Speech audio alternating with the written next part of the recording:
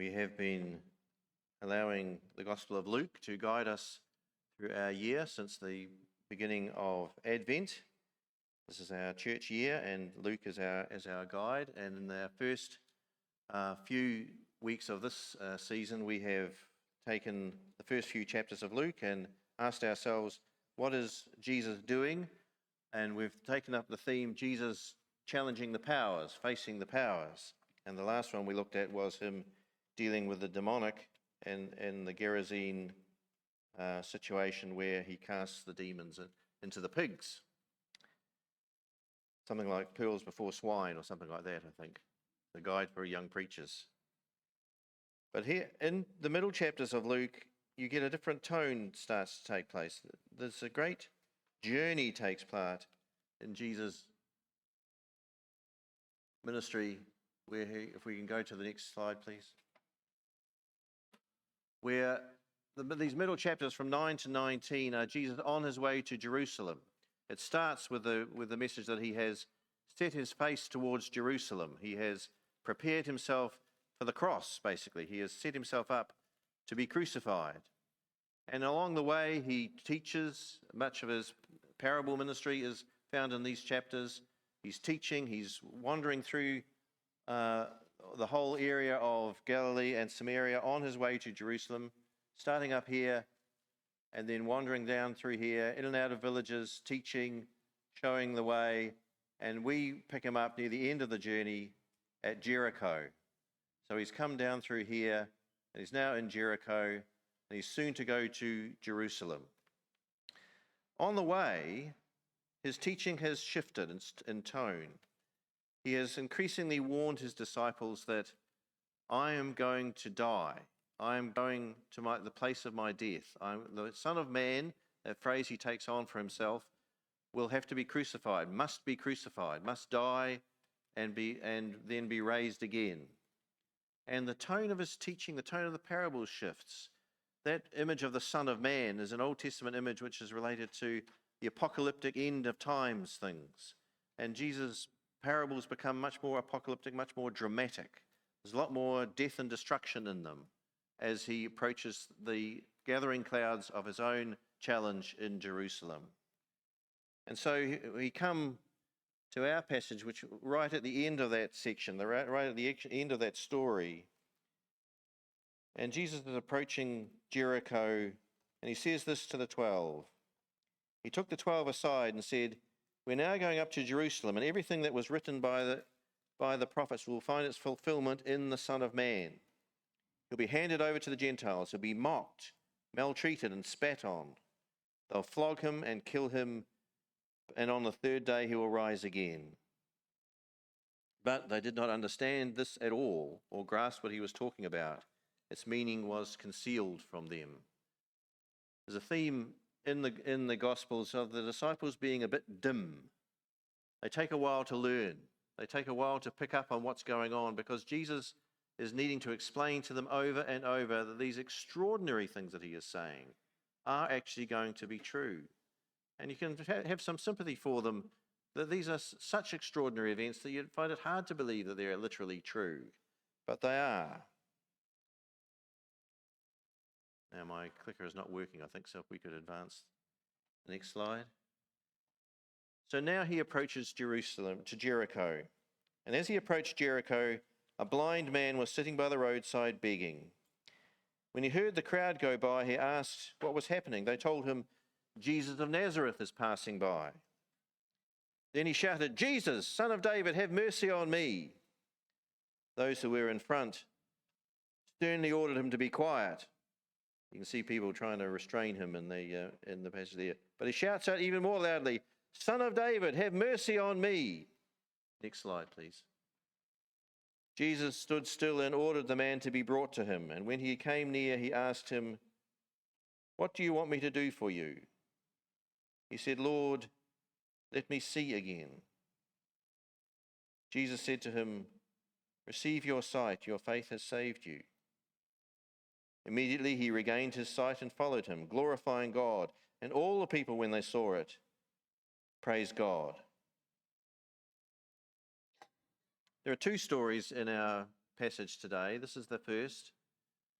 Stories of disciples and would-be disciples. This one, a blind man at the very lowest rung of society, unable to work, unable to maintain himself, living in the shadows, literally excluded from almost every part of society, sitting on the side of the road.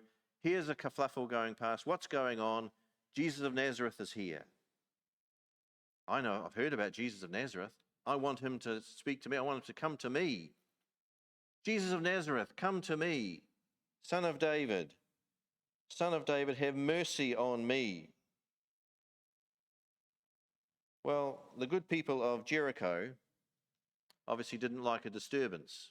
They thought this was a bit messy, a bit embarrassing. So let's not disturb this famous teacher by putting a blind man, this smelly beggar, in front of him. Let's just keep him quiet. But he wasn't quiet. He shouted out even more. Son of David, have mercy on me. See, the insight, the sight that this blind man had was far greater than the disciples themselves had, even after all this time when they'd been hearing Jesus talking and walking with him and walking his journey along the way. The blind man knew something they didn't, that in the fundamental equation of faith, he needed mercy. He needed mercy from this Son of David, this Messiah figure. Have mercy on me. There's nothing I can offer you. There's nothing I can pay you. There's no power I can exchange for your presence. Have mercy on me. The man with the clearest insight in all these passages that we're looking at today is the one who is blind. He sees that his need for Jesus is such that only Jesus himself can solve it. Son of David, have mercy on me. And I won't be put off. The stroppy, pushy, shouting out faith is a shift for Luke, because in the early chapters, as we've noted a few times, shouting is something that Jesus puts down. It's something the demons do. It's something those that Jesus wants to suppress do. But as the gospel progresses, those who shout are the ones who are calling on him for mercy. And the man here is shouting. He's making a spectacle. He's making a scene. People don't like it. Shut him up. But he's the one with the insight. He's the blind man who sees.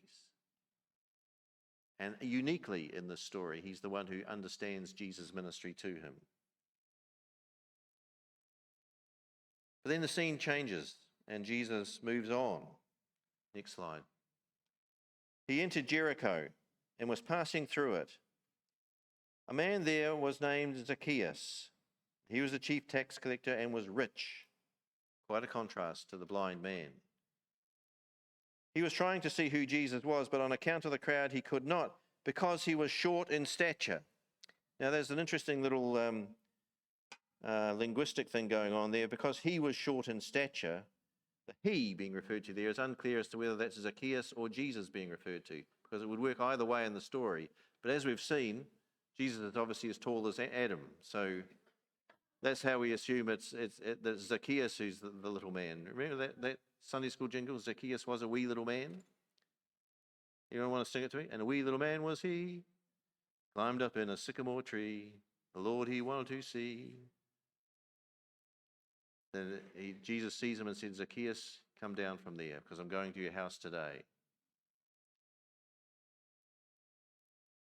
Zacchaeus stood there, climbed up the sycamore tree, and he was going to see Jesus go by, and Jesus sees him in the tree, looks up and says to him, Zacchaeus, hurry and come down, for I must stay at your house today.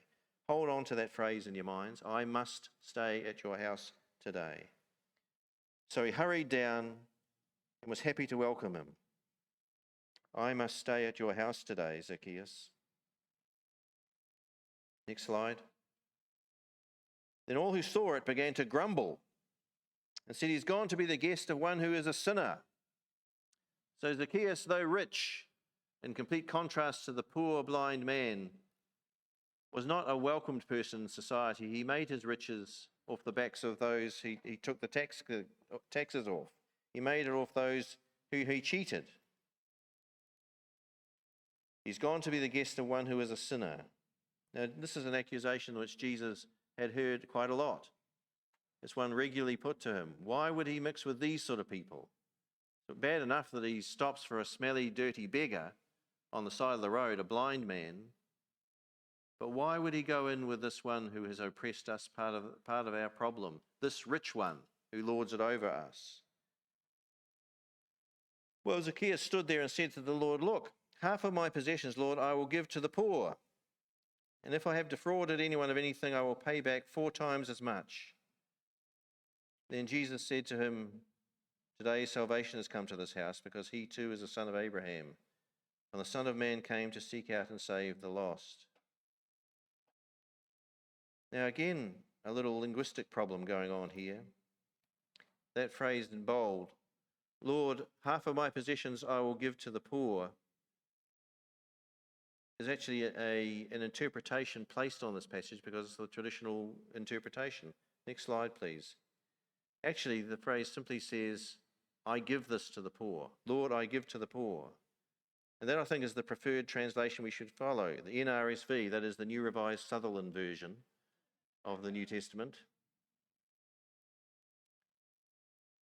Because Zacchaeus isn't suggesting he's going to do something new.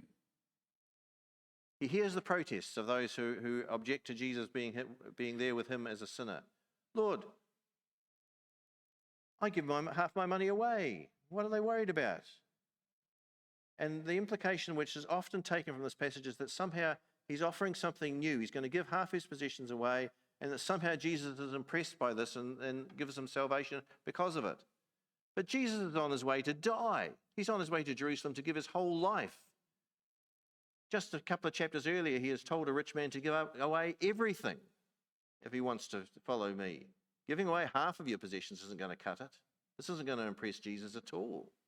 This isn't going to be something which would bring about salvation by some works, so that you, the rich person, can give away half of your possessions and somehow think that buys your way into heaven and you keep the other half. No, Zacchaeus is just a rich man trying to control the narrative. "I know these people are protesting, Lord, but look, I'm not so bad. I give away half of my possessions. And if they prove some fraud, well, I'll repay people 4 times over. But look, I'm a good man. Look at what I do already."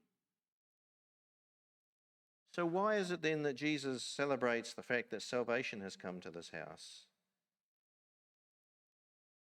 Well, the problem is that this story is often taken to be something about what discipleship means. That discipleship is somehow measured by giving away half your possessions. I'm afraid it's not as easy as that, you rich people, all of us. Jesus, when he addresses riches, makes no bones about it. You give away all of it. You don't hold anything back. You give away it all.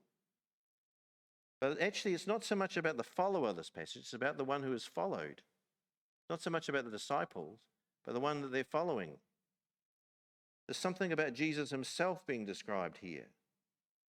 We go back to that phrase in the earlier slide, "I must stay at your house today. I must stay at your house today. I am compelled to stay at your house today."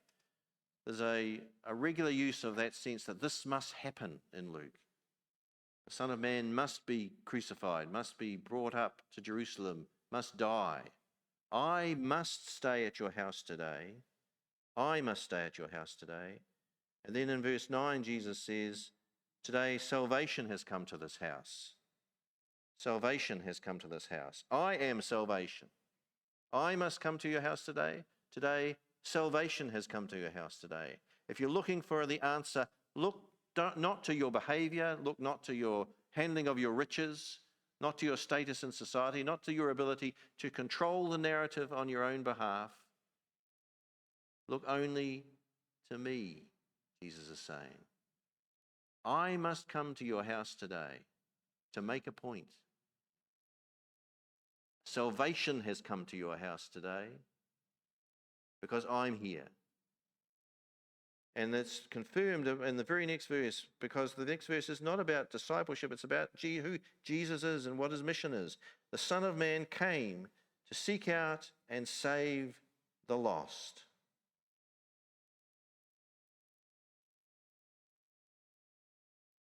You see, all of us are lost. Blind, smelly, and begging, rich and powerful, and in control of the narrative. All of us are lost without the presence of Jesus, without his coming to our house today, without his recognizing of us, walking over to us, calling us down from the tree, being our Saviour.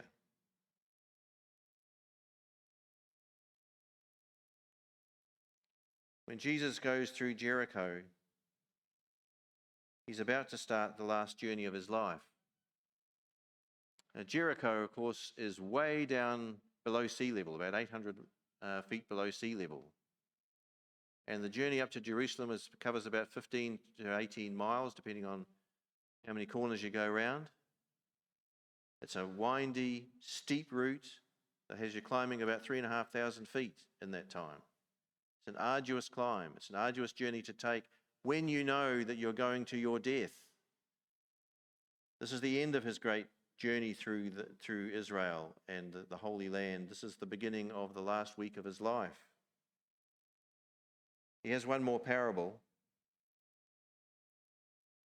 It's a parable that fits this pattern of increasing drama, increasing difficulty, increasing apocalyptic imagery, where people are slaughtered at the end of it. As the clouds have gathered, Jesus is about to enter Jerusalem for the final week of his life. And in a couple of weeks' time, we consider this in the Palm Sunday service where Jesus enters Jerusalem. But for now, he's in Jericho.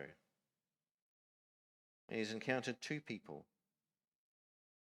One, the very poor, the dispossessed, the ignored, the one they attempt to silence, but the one with insight. The other, a rich, devious man who thinks he can control the narrative and engage Jesus in his own household and capture him for himself. But his life has changed too, not because of anything he does or offers to do or does new, not because he gives away half of his possessions. It's meaningless to Jesus. What matters is that Jesus is present. Welcome the presence of Jesus into your life, wherever that takes you. Jesus has warned his disciples that if you're going to be my disciple, if you're going to follow me, just watch where I'm going. I'm going to start this hard journey in a minute. It'll lead to my death. If you follow me, the same thing will happen for you. Take care before you choose to follow me. But the call to follow is nonetheless there. The disciples find it hard to figure it out. They have to get to the end of the story before they understand what it's going to mean. But Jesus is calling them all, and it's his presence which saves them. Nothing else can. And so for us. Let's pray together.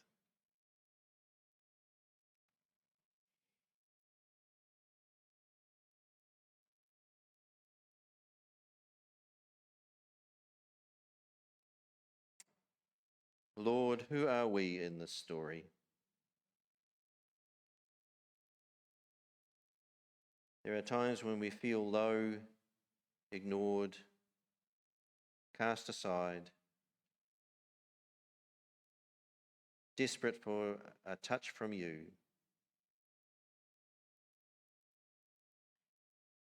Remind us that those can be the moments of greatest spiritual insight. We confess, Lord, that there are many other times when we feel quite self-confident. Our resources are treating us well. Life is moderately good. And I can spare a few dollars for the kingdom. I might even give half of it away. Remind us, Lord, that those moments may be the moments at which we are most blind.